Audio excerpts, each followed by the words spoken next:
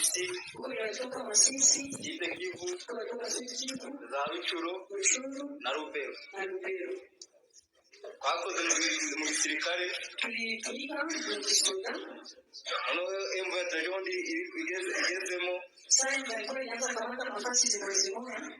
ababyeyi turatatana Tukakosana tena na familia zetu.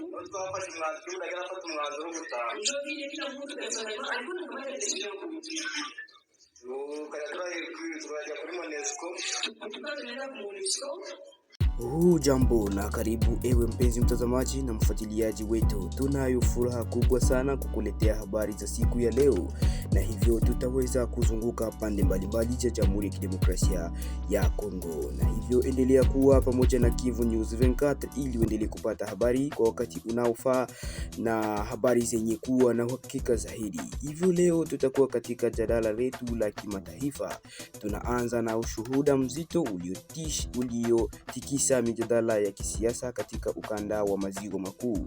Aliyekuwa mpiganaji wa kundi la Force Democratique de Liberation du Rwanda maarufu kama FDLR ametoa ushuhuda wa kushangaza akiwa katika kituo cha Mutobo chini ya Rwanda, akieleza maisha ya vita mashariki mwa Jamhuri ya Kidemokrasia ya Kongo na safari yake ya kurejeshwa nyumbani. Je, ushuhuda huo una maana gani katika mvutano unaoendelea kati ya mataifa haya mawili? Kutoka huko tunaelekea Afrika Magharibi ambako huzuni imetanda nchini Nigeria. Takribani watu 38 wamepoteza maisha kufuatia mlipuko mkubwa uliotokea katika mgodi uliopo jimbo la Plateau. Tukio hilo lilizua maswala kuhusu usalama wa wachimbaji wa madini katika eneo hilo.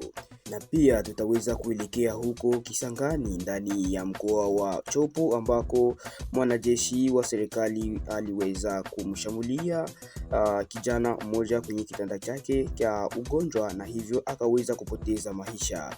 Hizo ni habari ambazo tutakuletea kwa siku ya leo, hivyo tunakuomba endelea kuwa nasi ili upate habari hizo.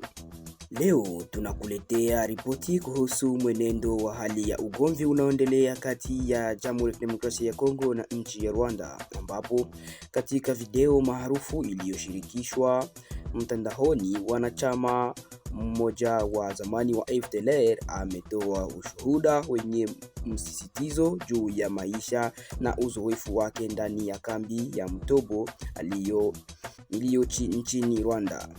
Katika ushuhuda huo, mwanachama huyo ameeleza jinsi alivyopata maisha magumu, ushiriki wake kwa miaka mingi katika mlipuzi ya mabomu mashariki mwa Jamhuri ya Kidemokrasia ya Kongo, na jinsi alivyopata nafasi ya kuachana na vita na kuanza mchakato wa demobilisation na kurudishwa nyumbani kupitia kituo cha Mutobo.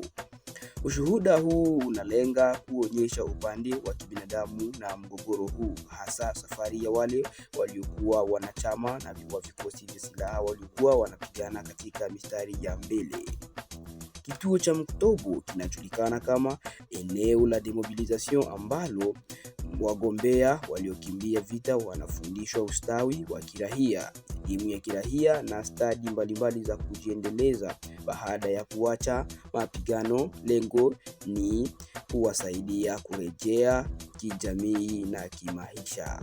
Tuelekee basi uko Nigeria ambako mgodi umeweza kukumbwa na tatizo na kuweza kubomoka, na hivyo uliweza kufanya maafa makubwa. Uliweza kuua zaidi ya watu 38. Katika jimbo la Plateau nchini Nigeria, angalau wafanyakazi 38 wa mgodi wamepoteza maisha baada ya mlipuko wa gesi kutokea mapema asubuhi hii kwenye mgodi wa madini ya kirisasi eneo la Kampani Zukak kata ya Wase. Wengine takriban 27 wamejeruhiwa na kubebwa hospitalini, na vyanzo vya serikali na viongozi wa jadi wamefahamishwa tukio hilo. Tukio hili limetokea kati ya saa 1 na dakika 30 na saa 2 kamili asubuhi saa za mkoa huo. Wakati wafanyakazi wengi walipokuwa chini ya ardhi wakifanya kazi. Kwa mujibu wa ripoti za awali, huenda gesi zilizojaa kwenye barabara za mgodi ikiwa ni ikiwa ni pamoja na monoksidi ya karboni zilisababisha mlipuko mkubwa usiojikazia hewa vizuri na kusababisha vifo hivyo. Viongozi wa kitongoji wameliambia shirika la habari kuwa watu waliofariki wengi wao ni vijana wenye umri kati ya miaka 20 na miaka 35, na wazazi na jamaa sasa wako katika majonzi makubwa kutokana na hasara hii. Watu waliojeruhiwa wamepewa huduma za dharura katika hospitali za karibu, huku mamlaka za kitaifa zikifanya uchunguzi wa kina kufahamu chanzo halisi cha mlipuzi na hatua zinazochukuliwa kuhakikisha usalama wa maeneo ya migodi. Huu ni msiba mkubwa unaokumbwa kaya nyingi na unaibua wasiwasi juu ya usalama wa shughuli za uchimbaji wa madini, hasa pale mara nyingi zinapotekelezwa bila taratibu za kutosha na za kiusalama. Hizo zilikuwa ni habari kutoka huko Nigeria. Hacha basi turudie huko DRC ambako mgonjwa ameweza kupoteza maisha ndani ya hospitali huko Chopo ndani ya mji wa Kisangani kupelekea kuweza kupigwa na jeshi wa FARDC. Ilikuwa namna gani? Hacha basi tukujuze, endelea kuwa hapa ili upate habari sahihi. Hali ya huzuni na taharuki imetanda katika mji wa Kisangani, makao makuu ya mkoa wa Chopo, baada ya mgonjwa mmoja mwenye umri wa miaka takriban 30 kufariki dunia kufuatia kushambuliwa vibaya na wanajeshi akiwa amelazwa hospitalini. Tukio hili limetokea katika kituo cha afya cha Karine na Prosper, ambapo marehemu aliyekuwa dereva wa taksi ya pikipiki alikuwa amelazwa baada ya kupata ajali ya barabarani siku ya Jumatatu usiku. Inadaiwa kuwa alibeba mwanajeshi ambaye ni ndugu ya mshambuliaji. Ajali hiyo iliwajeruhi wote wawili, huku mwanajeshi huyo akiingia katika hali ya kupoteza fahamu. Kwa mujibu wa mashuhuda, ndugu wa mwanajeshi huyo alifika hospitalini akiwa na silaha, akimtuhumu dereva huyo kwa sababu ya ajali hiyo. Ingawa awali alizuiwa na kunyang'anywa silaha, inasemekana kuwa alirejea tena na kumshambulia mgonjwa huyo kitandani alipokuwa akiendelea kupata matibabu. Majeraha aliyopata yalisababishwa kifo chake majira ya alfajiri ya Jumatano. Tukio hilo lilizua hasira miongoni mwa dereva wa pikipiki waliojikusanya hospitalini wakati wakitaka haki itendeke, hali iliyotulia baada ya vijana wa eneo hilo kuingilia kati.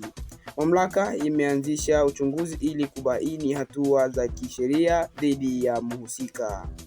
Tuendelee basi huko mjini Kinshasa ambako polisi wamekamata majambazi 21 wenye silaha na pia ndani ya mji wa Matadi. Katika hatua ya kuimarisha usalama, jeshi la polisi katika Jamhuri ya Demokrasia ya Kongo limetangaza kukamatwa kwa watu 21 wanaodaiwa kuwa majambazi wenye silaha waliokuwa wakihusika na vitendo vya uhalifu katika mji wa Kinshasa na pia ndani ya Matadi.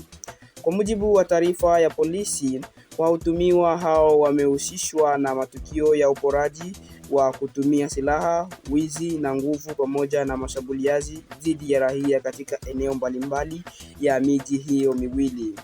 Operation hiyo ni sehemu ya kampeni maalum ya kurejesha usalama na kuwahakikishia wananchi amani, hasa katika kipindi hiki ambacho malalamiko yanaongezeka ya uhalifu yamekuwa yakiripotiwa.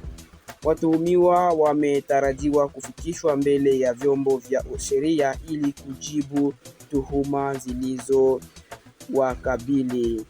Ukitaka tutaendelea kukupatia habari sahihi unazozitaka kwa muda unaofaa, lakini ikiwa tu utaendelea kuwa pamoja nasi. Hii ni Kwetu News 24.